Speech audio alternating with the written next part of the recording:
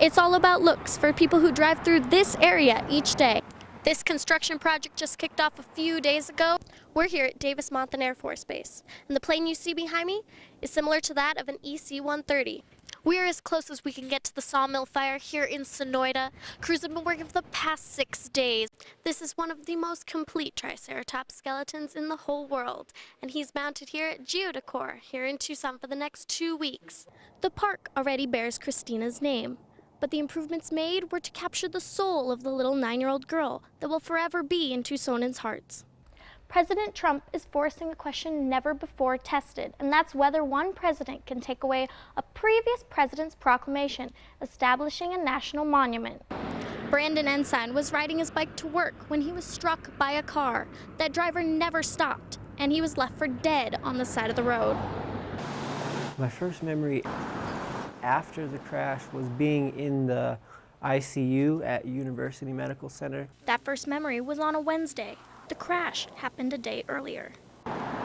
No recollection of the accident, no witnesses. The only lead, white paint marks that were left on Ensign's bike. I had just recently found out the location of the crash, and I had always thought going through there, wow, this is a dangerous area. Ensign was lucky enough to have a passerby call 911. A fractured pelvis, broken eye sockets, and a brain hematoma.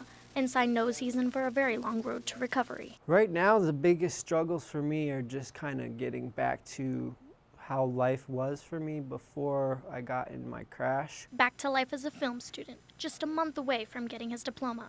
Ensign is keeping a positive attitude, confident he'll make a full recovery. It's there for the taking, but it's something that I'm going to have to dedicate myself to and work for because it's able to happen. Lucky to be alive, he knows that day could have been a lot different. So he has just one question for the driver.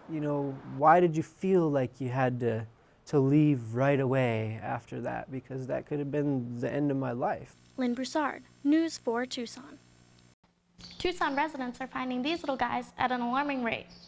Experts say that it's the recent heat wave that's driving these guys from their nest. The two smaller ones did look exhausted. I think it was probably because of the heat it got to them. Benny Gallegos was caring for these 3 Cooper's hawks overnight before bringing them in to the Tucson Wildlife Center. Really, they're apex predators, and I don't have the capacity to take care of them. Like hundreds of others, they were trying to escape the triple-digit heat beating down on their exposed nests high in the trees. Nestlings that haven't got their flight feathers yet, they're just bailing out 50 feet high, and when they hit the ground, they're lucky to survive.